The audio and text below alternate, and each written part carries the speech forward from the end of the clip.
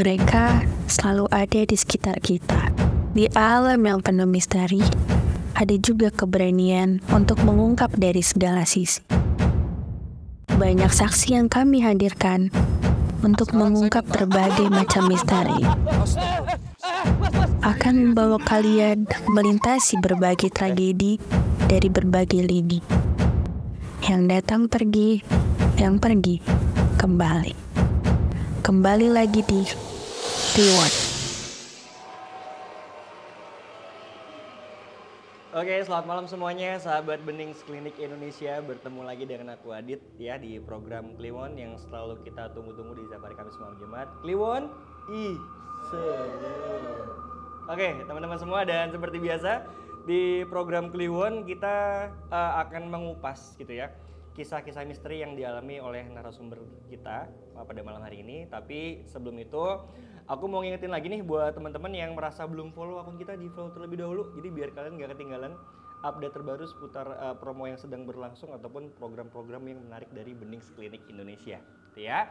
Dan nanti yang mau tanya-tanya lewat kolom komentar boleh ya. Jadi siapin cemilan kalian, siapin minuman kalian, kita bakal seru-seruan bareng selama 1 jam ke depan. Oke?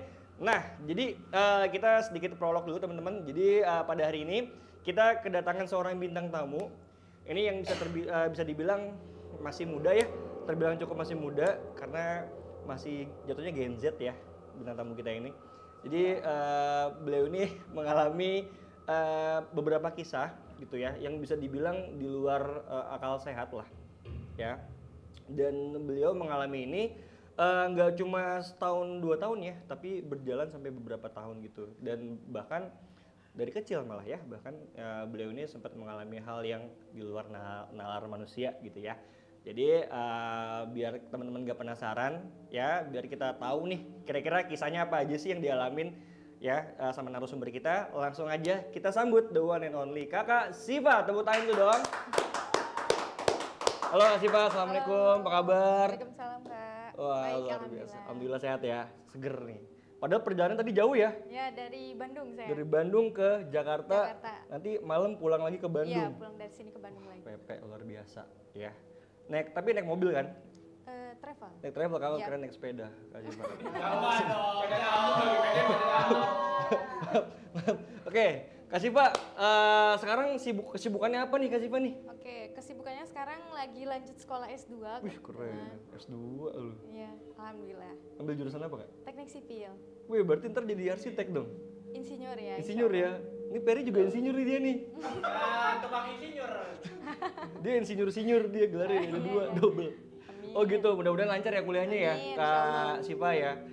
Kan aku sempet nge-kepoin dikit tuh, Kak Siva nih kayaknya pernah sempat jadi mojang ya, mojang Sukabumi ya. Betul. Mungkin kalau buat teman-teman yang belum tahu mojang itu kayak abang nonenya Jakarta gitu ya. Iya, kayak. Itu sebenarnya ajang-ajang apa sih Kak Siva? Penasaran deh. Sebetulnya Mojang Jajaka itu sebetulnya buat role model ya. Oh, role model. Ya, role model buat Kota Sukabumi dalam bidang pariwisata, kemudian industri kreatif juga, UMKM juga gitu. Oh, berarti apa namanya biar anak-anak muda di Sukabumi bisa ngeliat nih. Iya, potensinya yang ada di Sukabumi seperti apa, baik untuk di luar Sukabumi pun gitu, kita memperkenalkan bahwa ternyata Sukabumi pun punya hal yang menarik gitu dari banyak kota gitu, nggak kalah juga gitu.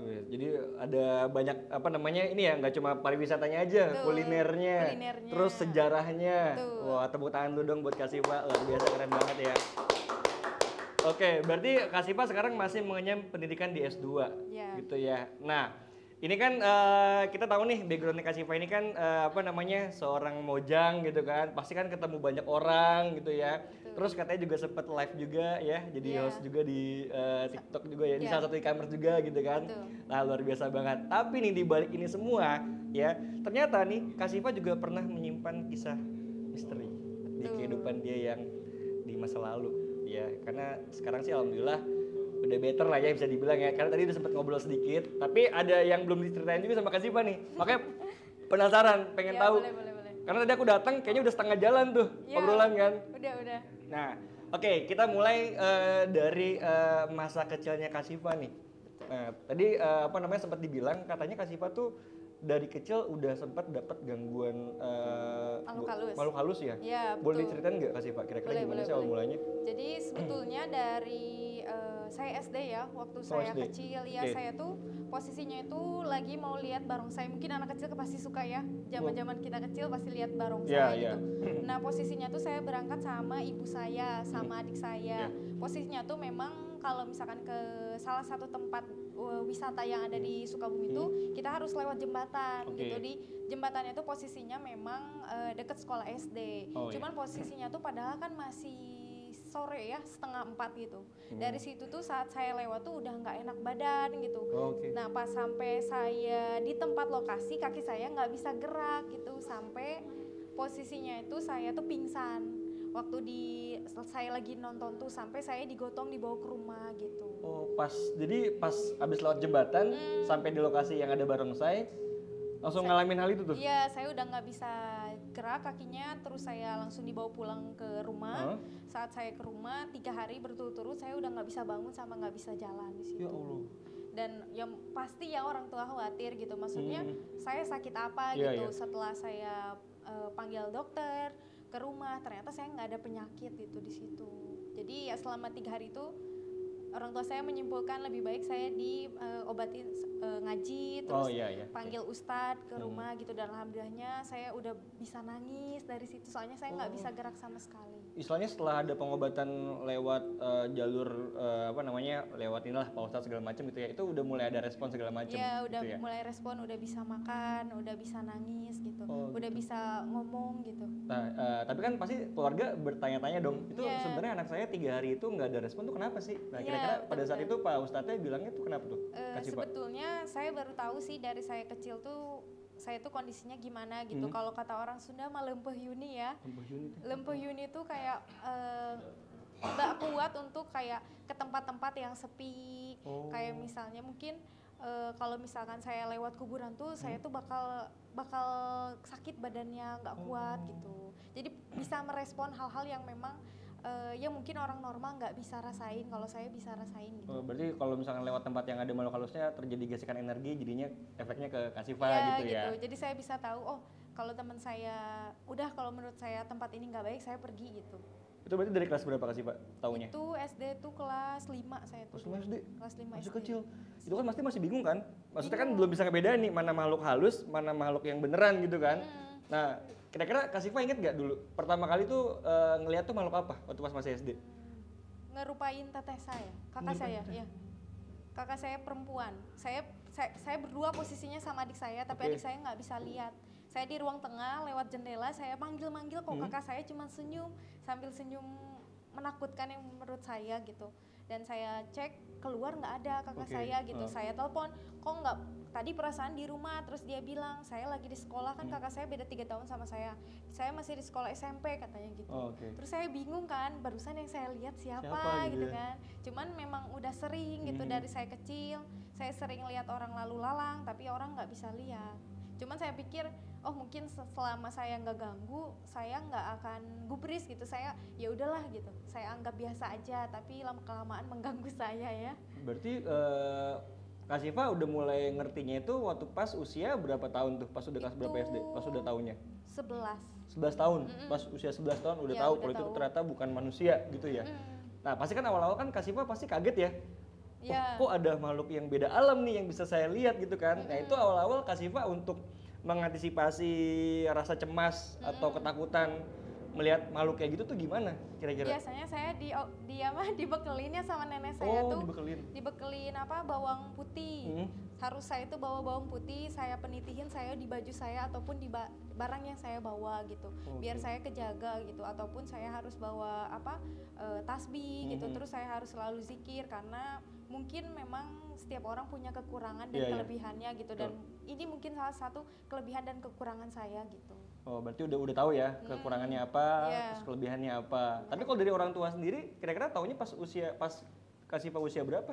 Anaknya tuh bisa ada kelebihan, bisa ngeliat. Kalau itu tuh waktu saya sakit itu, yang waktu saya SD gitu. Oh, yang di barongsai itu ya? Iya gitu. Dari situ udah mulai khawatir, makanya saya kalau misalnya ke tempat kayak ziarah ke kuburan, saya tuh nggak boleh apa ya, nggak boleh sedikit orang gitu, jadi harus banyakan. Oh, mesti rame-rame. Makanya orang tua saya bawa saya ke ziarah-ziarah biar saya diobatin.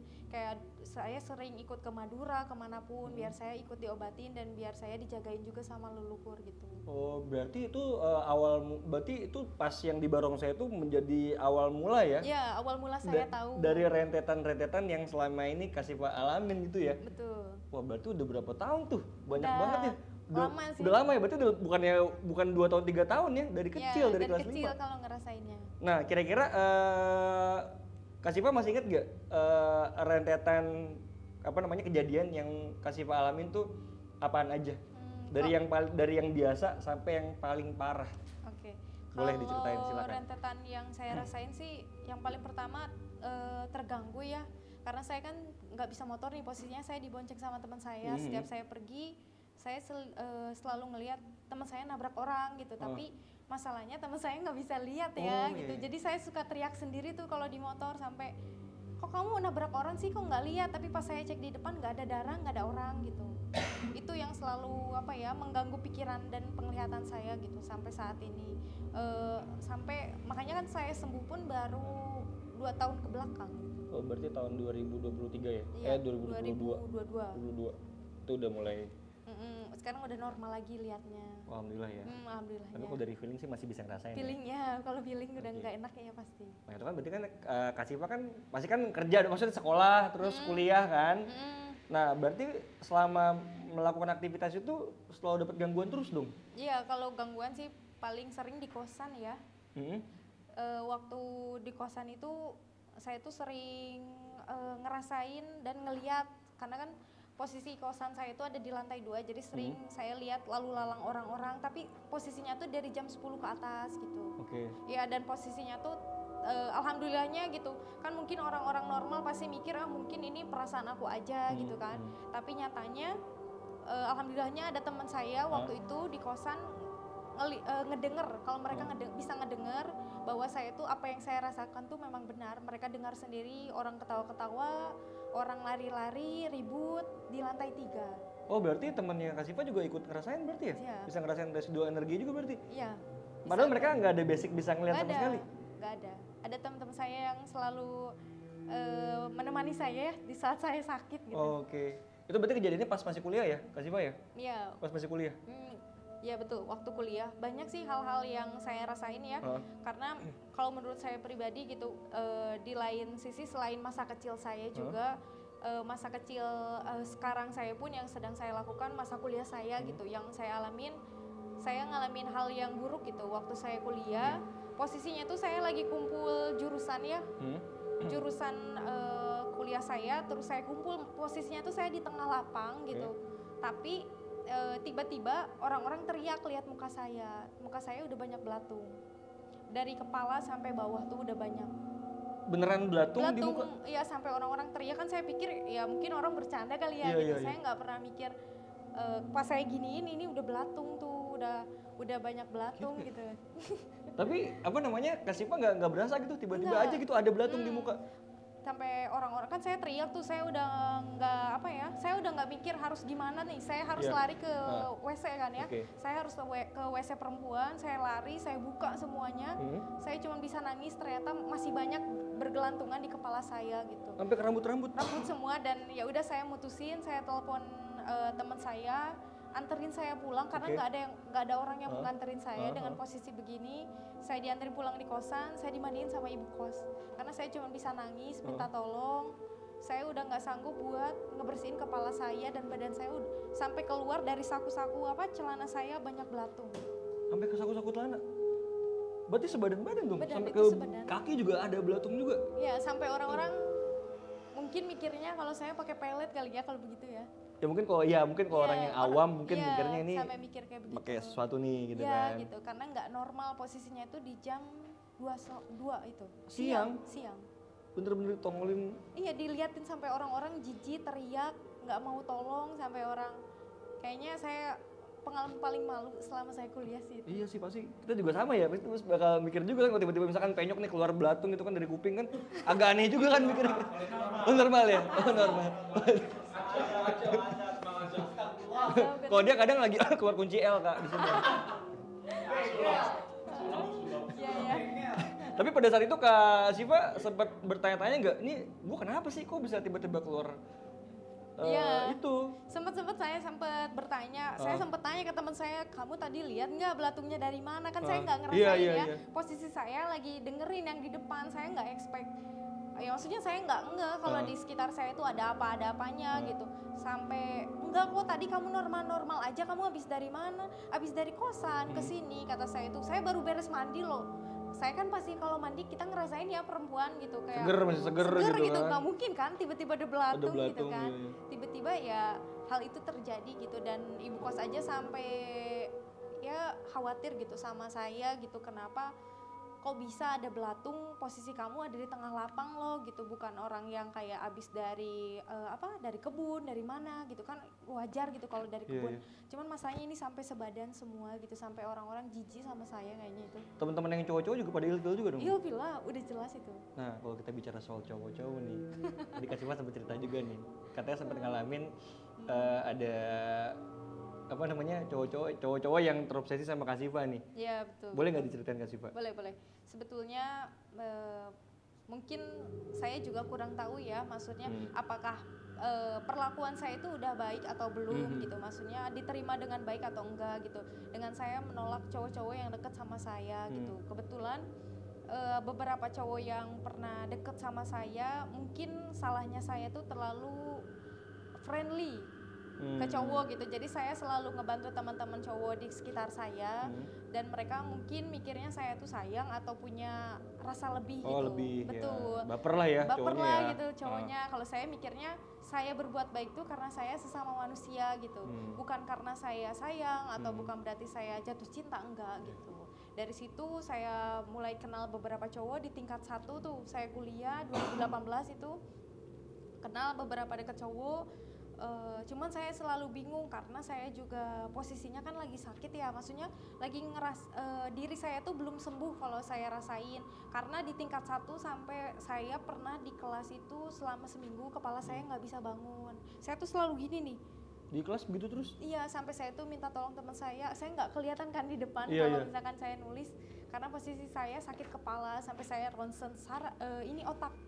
Saya pengen tahu ada masalah apa nih, saya pengen tahu, saya ngecek nggak ada. Baik-baik aja tuh? Baik-baik aja. Secara medis? Medis, makanya kan nggak masuk di akal tuh. Selama tingkat 1, tingkat 2 makin parah. Posisinya tuh tingkat 2 tuh mungkin memang nggak semua orang tahu ya, saya juga bukan orang yang suka cerita sama teman-teman kelas saya apa yang saya alamin, sama teman-teman kuliah, hanya teman terdekat saya aja gitu. Saya berani buat cerita gitu karena saya takut juga. Terus saya alamin tuh yang buat saya parah tuh sampai saya lagi sholat malam, tiba-tiba ada burung. Saya tuh kan kosannya ada jendela kecil. Oke, di situ tuh bisa masuk ke burung, dan burung yang masuk tuh burung gagak malam-malam. Burung gagak?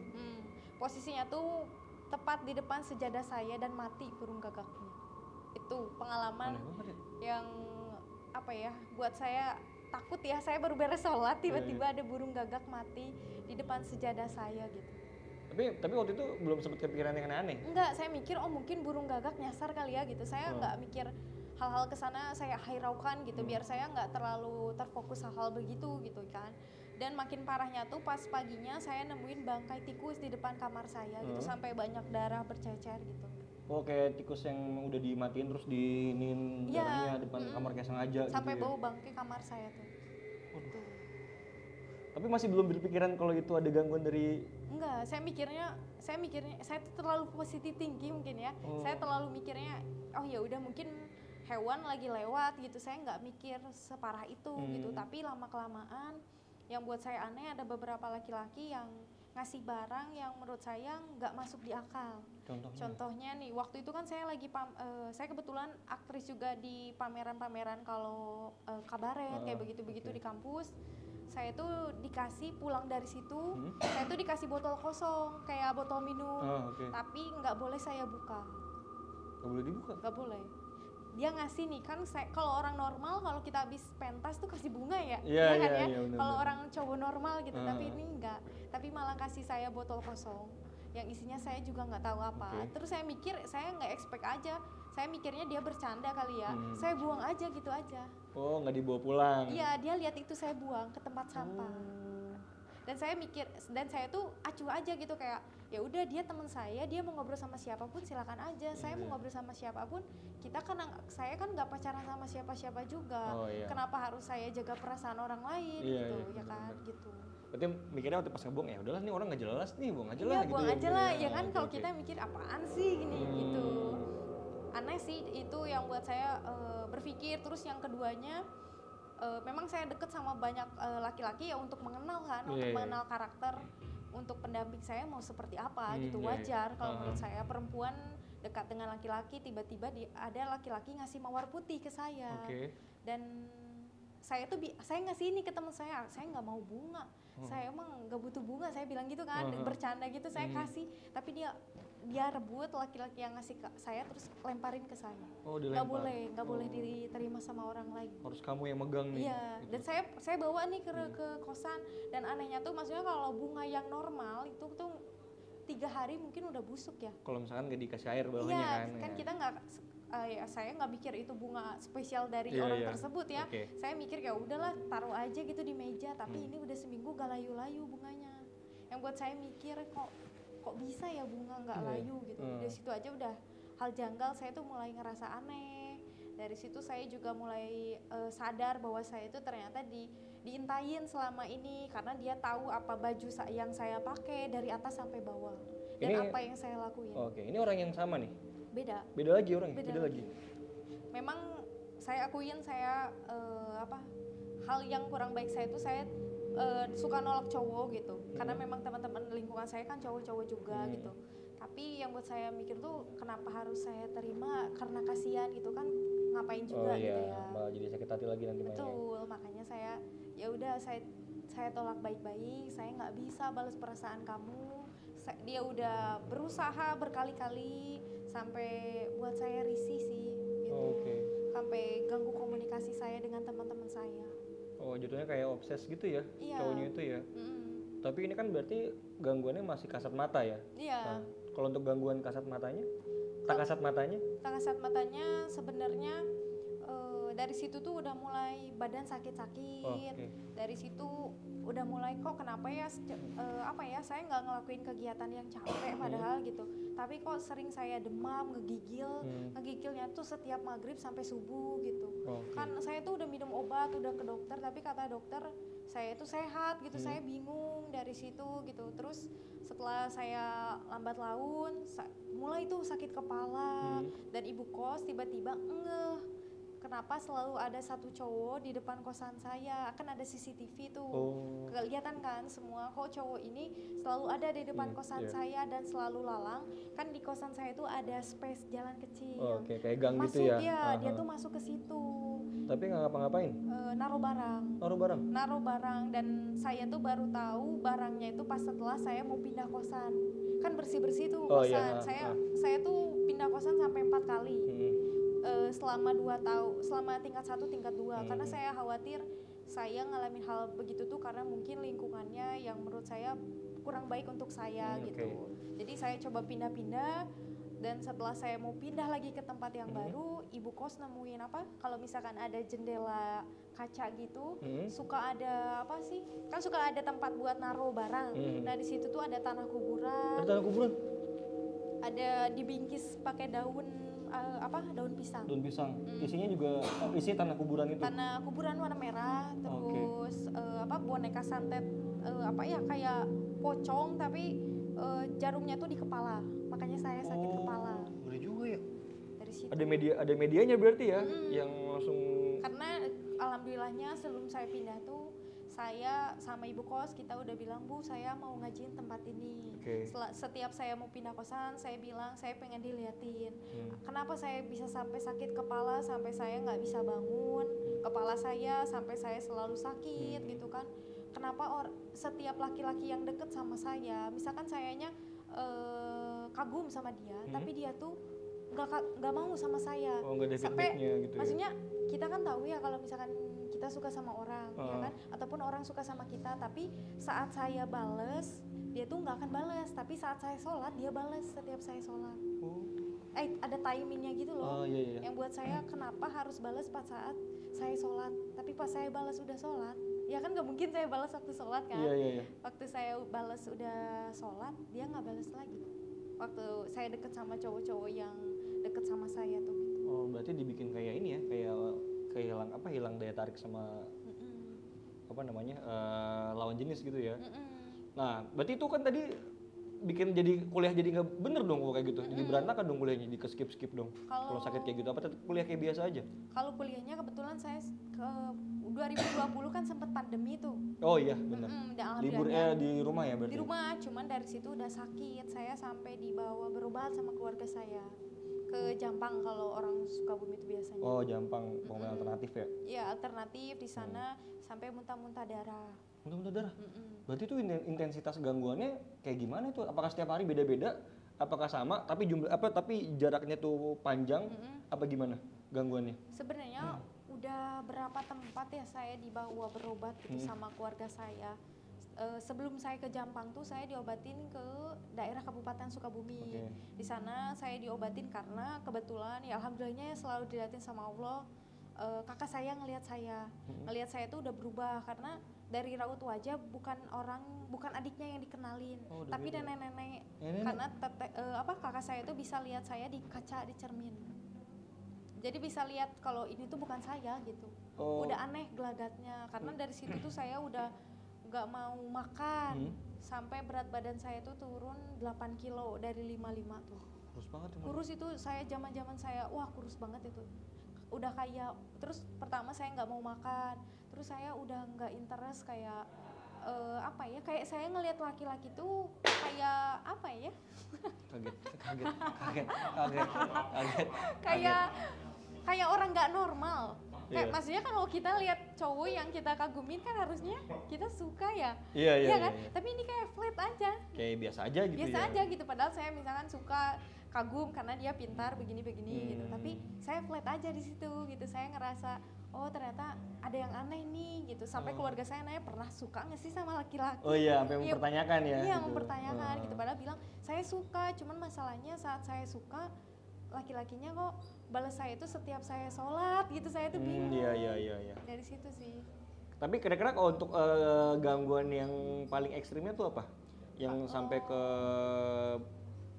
diri ya saya. Iya, kalau ke diri saya sih sebenarnya sampai pernah saya nggak bisa denger sih. Nggak bisa denger?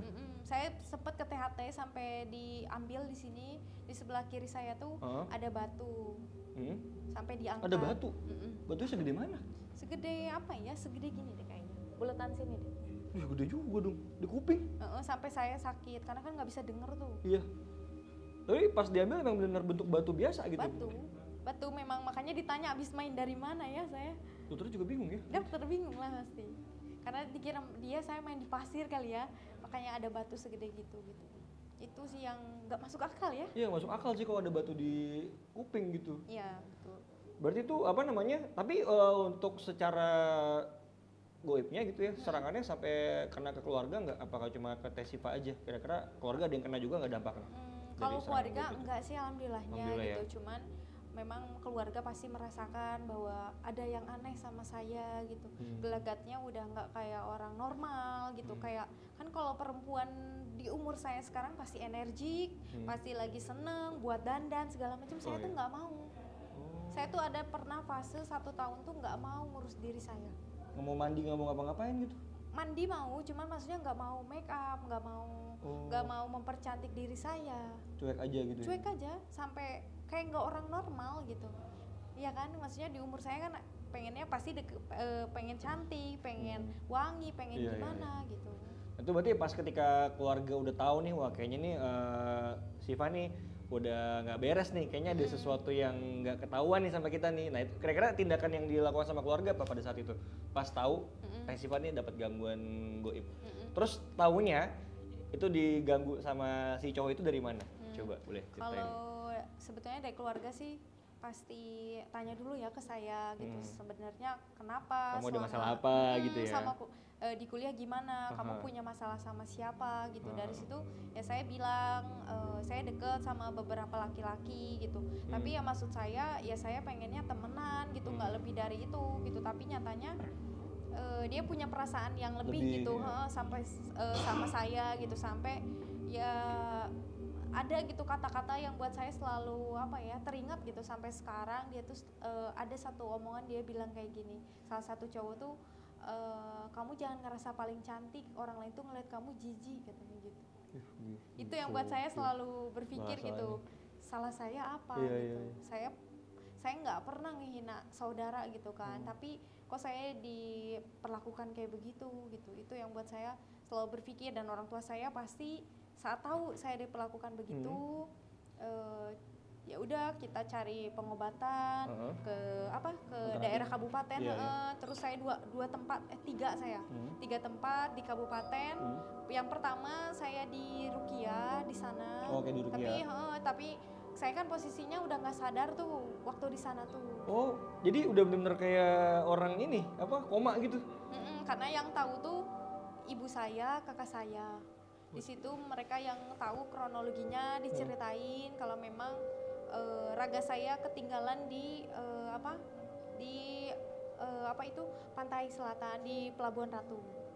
Raganya jiwanya kali maksudnya jiwanya di sana, tapi berarti badannya sini kayak kosong dong dalamnya ini. Iya kosong, karena memang saya selalu ngerasa kedinginan. Saya tuh selalu, kan kalau orang normal ke Jakarta panas dong. Panas ya. Saya enggak, saya dingin. Dingin terus? Dingin. Kalau ke Bekasi?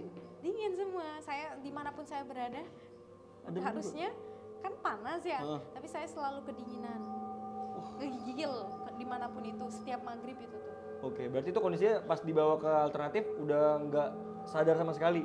Udah nggak sadar, cuman saya diceritain sama orang tua saya, kayak begitu, saya kondisinya badannya ketinggalan di sana, saya nangis, saya minta tolong, dan dibawa lagi raga saya pulang gitu. Cuman memang saya harus minta maaf sama laki-laki. Oh, minta maafnya tuh ke semua laki-laki yang ditolak atau ke semua teman-teman cowok-cowok yang dikenal gitu? Sama teman-teman cowok yang saya tolak gitu, satu persatu, karena ada sakit hati yang memang yang mereka nggak bisa ungkapin langsung ke saya, tapi mereka nggak suka kalau melihat saya bisa menjalani hidup saya dengan baik gitu. Serem juga ya, padahal kan niatnya itu kan memang nggak ada tujuan ke arah ini kan? Nggak ada. Tapi itu setelah dibawa ke alternatif, akhirnya kondisinya udah membaik atau masih ada proses? Oh belum? Belum, saya masih, dari yang pertama itu saya masih sakit. Saya pikir ya udah saya udah sembuh, tapi ternyata kebuka lagi. Oh kebuka lagi? Kebuka lagi karena saya nggak tahu kan, maksudnya saya cuman raga saya udah bisa ngerasain hangatnya lagi badan saya gitu yang saya rasain, dan saya mikir ya udah saya sembuh gitu, ternyata saya masih bisa ngelihat, saya masih bisa ngerasain. Di situ saya masih terganggu dengan aktivitas yang seharusnya saya nggak harusnya saya rasain. Nggak kepengen tahu gitu ya? Saya nggak pengen tahu hal-hal begitu gitu. Dari situ orang tua saya udah mikir, oh harus gimana lagi nih gitu kan. Dari situ saya dibawa ke Jampang sama orang tua saya. Di sana saya diobatin. Waktu saya diobatin, datang almarhum kakek nenek saya. Oh, masuklah ke tubuhnya Kak Siva atau ke lewat media lain? Oh, media lain. Diceritain kalau misalnya ya pantarangan, mungkin kalau anak kecil tuh gak boleh sendirian kalau maghrib. Saya tuh selalu sendirian kalau dari kecil. Di luar? Iya, di luar. Gak disuruh masuk, kan biasanya kan udah masuk ya, udah maghrib. Masuk ya udah maghrib, ada pamali ada kalung ngewe katanya kan, kayak gitu ya biasanya. Nah saya tuh paling seneng saya tuh sendirian. Di teras rumah sore-sore sendiri gitu. Dari situ dikasih tahu kalau saya jadinya cepat masuk gitu. Meskipun saya udah ditutup, memang harus ada yang saya lakuin kan. Saya belum sempat minta maaf karena saya baru sembuh, sakit juga kan, belum pulih benar gitu kan, belum bisa aktivitas normal gitu. Di 2020 itu tuh saya tuh. Jadinya ya udah diobatin lagi ke sana sampai muntah-muntah darah banyak gitu, tapi bukan Kan kalau orang darah normal itu pasti cair ya. Iya, merah gitu kan. Ini gumpalan. Gumpalan ngegumpal gitu. Terus warnanya juga agak gelap ya biasanya. Iya biasanya gitu. Memang nggak pernah. Saya kan nggak ngerasain ya. Saya cuma muntah doang, perutnya sakit. Dari situ udah nggak sadar. Nggak sadar. Tapi waktu pas pada saat itu kan berarti kan Teh Siva udah tahu nih, kayaknya sumber masalahnya dari cowok yang itu deh. Nah, tapi sempat diikutin nggak sama cowok itu? Sempet diikutinnya karena Seru juga ya? saya ngeblok akses. Oh, diblok-blokin semua sosial blok, media. biar saya tahu mana nih, karena kan pasti terus nyari nih. Oh iya, bener. Nyari tahu ya biasanya ya. Iya, Oke, pasti oke, nyari oke. tahu dengan kondisi saya udah membaik atau belum segala macam. Dengan cuman saya pikir ya udah nanti pun saat nanti ada hal yang buruk pasti Allah bakal liatin gitu. Iya. Dan alhamdulillahnya qadarullahnya lewat teman saya, dia menghubungi nanya kondisi saya. Kenapa harus nanya kondisi saya? Oh, iya, ya kan iya, kalau bener. orang normal saat kita komunikasi yang ditanya tuh bukan kondisi. Dia gimana sekarang, bukan kayak begitu. Oh, iya, Tapi iya, pasti orang tuh normal dia di mana sih sekarang, di mana, bukan kondisinya gimana sih. Di situ aja udah Dijanggal, bukan, iya. dijanggal, Kok tiba-tiba gitu. nanya kondisi kan? Iya gitu, padahal kan nggak ada, teman-teman saya aja nggak tahu kondisi iya, saya. iya. Saya diobatin segala macam sampai saya survive gitu, nggak ada yang tahu. Saya selalu bilang saya sakit tapi nggak bilang sakitnya apa. Oh iya, jadi teman-teman juga gak ada yang tahu sama sekali Ada. ya. Nah, terus berarti pas setelah itu Teh Siva jadi tahu ya, ternyata kayaknya bisa jadi sumbernya dari yang cowok itu. Gitu ya. Karena selain dari situ, kebetulan kan saya harus ke Bandung lagi, posisinya itu saya mau sidang akhir, dulu skripsi.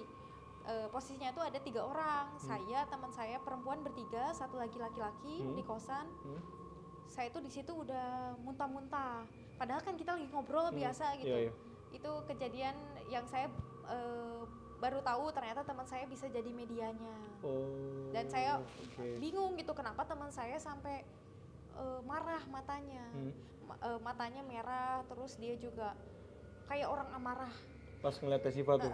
Aku bilang, kamu kenapa? Aku bilang gitu, kok kita tuh udah bertiga nih cewek-cewek, kok aku muntah-muntah ya, nggak enak, kata aku tuh sok kalian pulang aja deh, aku mau istirahat, capek gitu kan.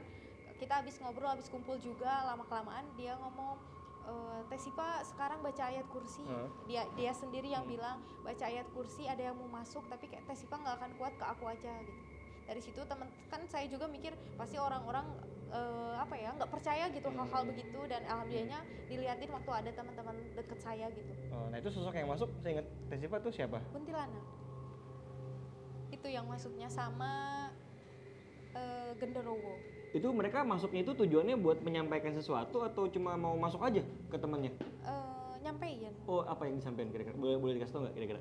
Yang disampaikannya tuh pertama kan sebetulnya kalau genderuwo saya udah pernah lihat ya di kosan gitu. Cuman saya selalu pura-pura nggak lihat gitu untuk hal begitu gitu. Saya abaikan.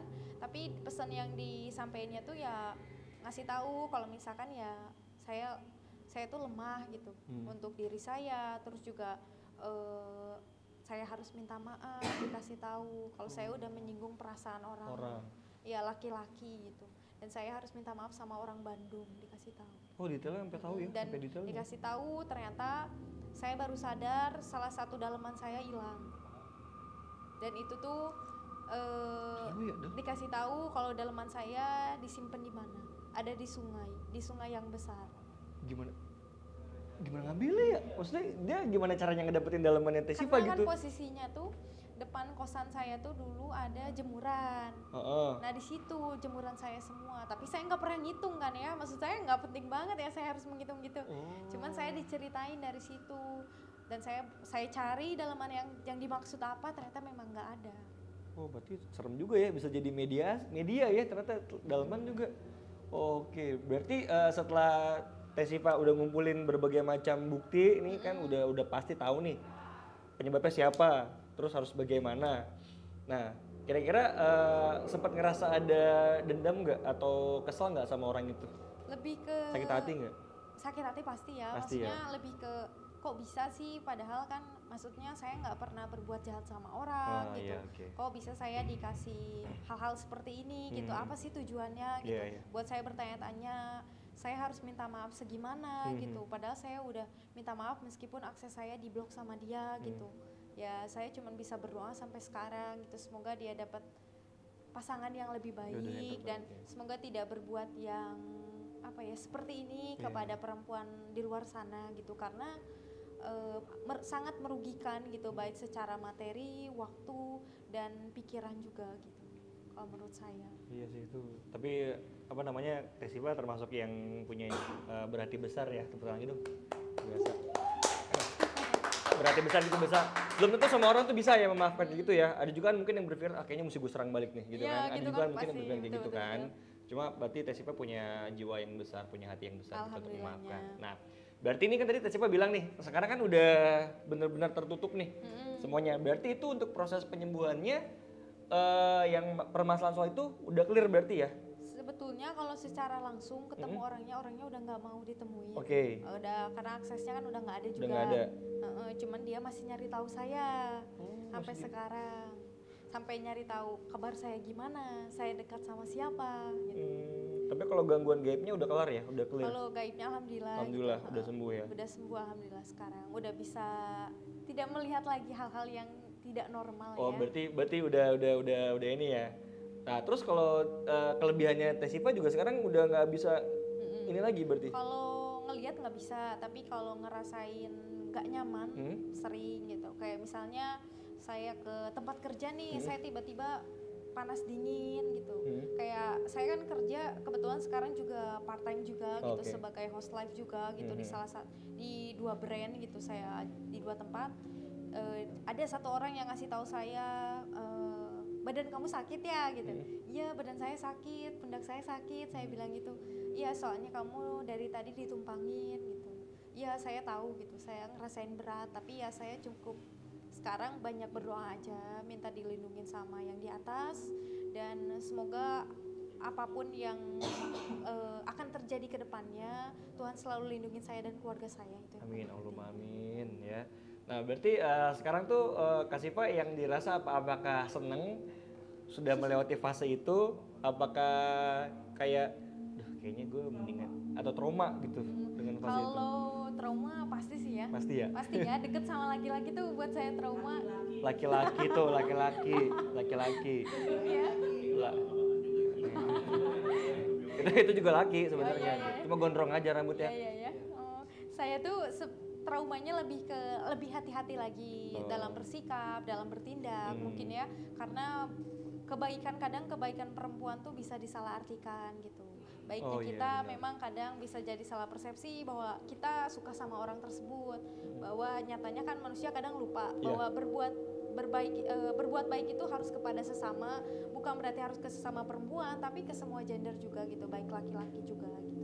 Itu aja sih yang buat saya lebih bijaksana lagi ke depannya. Jadi lebih mawas diri sekarang ya betul, gitu ya. Tapi seneng nggak? Seneng, alhamdulillah. Alhamdulillah gitu ya. Udah bisa normal ya saya. Udah bisa saya kalau dibonceng orang nggak perlu teriak lagi ya. Tapi ini bisa ngeliat, tapi kita nggak ada yang ngeliat nih. Ini bukan orang sebenarnya. Depan ketawa semua bener deh. Iya. Ini mustika ini. Oh iya. Kita taruh di sini nih. Aslinya keris ini. Iya pedang. Pedang ada ya. Ada tumpul aja. Oh gitu. Tapi sekarang nih Kak Siva kira-kira ada kan udah bangkit nih dari keterpurukannya nih, alhamdulillahnya. Aktivitas juga udah bisa normal lagi. Betul. Sudah mulai mengejar cita-citanya untuk jadi bisa kelar S2 gitu ya. Kira-kira ada goals apa lagi nih ke depannya yang mau Kak Siva capek gitu setelah semuanya udah terlewati gitu? Oke. Kalau goalsnya sih, kalau menurut saya ya lebih ke apa ya? Saya tuh paham sekarang mengenai hidup saya, tujuan hidup saya mau seperti apa gitu. Terutama jadi pembelajaran buat lingkungan sekitar saya. Makanya saya berkenan diundang ke sini ya. Sebetulnya tujuan saya itu buat ngasih peringatan buat perempuan di luar sana gitu, untuk selalu berdoa dimanapun kalian berada gitu, dan selalu lebih ke kalian jangan terlalu berpikir positif dan negatif juga ya gitu. Jadi lebih ke apa ya, mawas diri penting. Terus juga kalau perihal jodoh, kalau menurut saya saat memang kita udah mematahkan diri yang terbaik, kita bakal dikasih jodoh yang terbaik juga gitu. Nggak perlu khawatir takut nggak ada jodohnya, mungkin ya kan. Kadang kan suka berpikir dengan kita dibeginikan jodoh kita tertutup, nggak usah khawatir.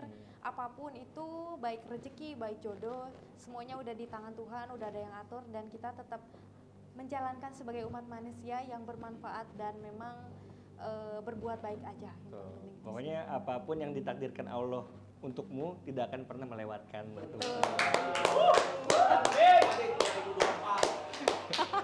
Oke, kira-kira nih Kak Siva ya mau kasih ini nggak pesan-pesan buat teman-teman di rumah ya, buat yang cewek-cewek ya seperti apa gitu ya, untuk menjalani hidup. Mungkin yang dulunya pernah mengalami keterpurukan, buat survive tuh gimana cara-caranya, kiat-kiatnya Kak Siva. Siap. Kalau buat perempuan di luar sana mungkin ya jangan terus terpuruk dengan keadaan gitu, karena memang kita tidak pernah tahu kondisi kita di atas ataupun di bawah gitu. Yang paling penting tetap menjalani kehidupan dengan baik, tetap bersyukur dan tetap sabar dan selalu kuat dan semangat untuk menjalani hidup. Jangan lupa juga doa ya. Tepuk tangan sekali lagi buat Kak Siva, luar biasa ya. Oke, nah teman-teman ya, ini nggak kerasa Kak Siva, kita udah di penghujung live. Tapi sebelumnya aku juga mau ngingetin lagi nih buat teman-teman, seru ya ceritanya Kak Siva ya, seru banget ya. Jangan lupa juga nih yang lagi pada belanja, yang di keranjang jangan sampai diemin aja, di payment sekarang juga mumpung promonya masih ada. Kita lagi ada promo juga Kak Siva. Oh, promo apa tuh? Kita lagi ada potongan harga di setiap pembelian paketan dasarnya dari harga normal 885.000, sekarang harganya cuma Rp315.000 aja. Ya, pokoknya subsidi promonya beda-beda. Jadi buat teman-teman ya yang udah keranjangin produk jangan lupa sambil di payment sekarang juga. Oke, sebelumnya terima kasih banyak buat Kak Siva atas waktunya. Terima kasih banyak jauh-jauh dari Bandung ke Jakarta, nanti malam setelah dari sini balik lagi ke Bandung. Luar biasa ya, strong woman ya, strong woman ya, woman independent ya. Oke, apa tuh DM yang punya? Oke, oh ya jangan lupa juga buat teman-teman nih yang mungkin di luaran sana yang lagi nonton, yang punya cerita yang sama kayak Kak Siva atau mungkin teman-teman yang lainnya punya pengalaman-pengalaman ya supernatural gitu ya. Apapun itu boleh. Kalian boleh hubungi kita via direct message ya, langsung kirimkan aja cerita kalian, nanti bakal dihubungi balik sama tim kita ya, bakal kita kasih feedback ya. Terserah mau kalian direct message di TikTok atau di e-commerce kita yang lainnya atau di akun sosial media kita juga boleh banget ya. Oke, terima kasih banyak Kak Siva, thank you banget. Semoga sehat-sehat selalu. Amin. Dilancarin juga S2-nya ya. Amin. Amin. Nanti semoga sampai di Bandung juga aman-aman aja. Amin. Ya. Siap. Makasih banyak. Oke, sekali lagi tepuk tangan lagi dong buat Kak Siva ya. Luar biasa ya. Terima kasih juga buat teman-teman yang udah menemani kita selama 1 jam. Terima kasih juga yang udah komentar. Terima kasih yang udah tap-tap layar. Dan jangan lupa juga di follow akun kita biar kalian gak ketinggalan update terbaru seputar promo yang sedang berlangsung atau keseruan program dari Bening Klinik Indonesia. Oke, akhir kata di sini aku Adit pamit undur diri. Dan saya Siva. Sampai ketemu lagi di program Kliwon berikutnya. Aku bangga, aku bening, aku bening, aku bangga karena wajah bening, wajah Indonesia. Assalamualaikum semuanya, terima kasih banyak.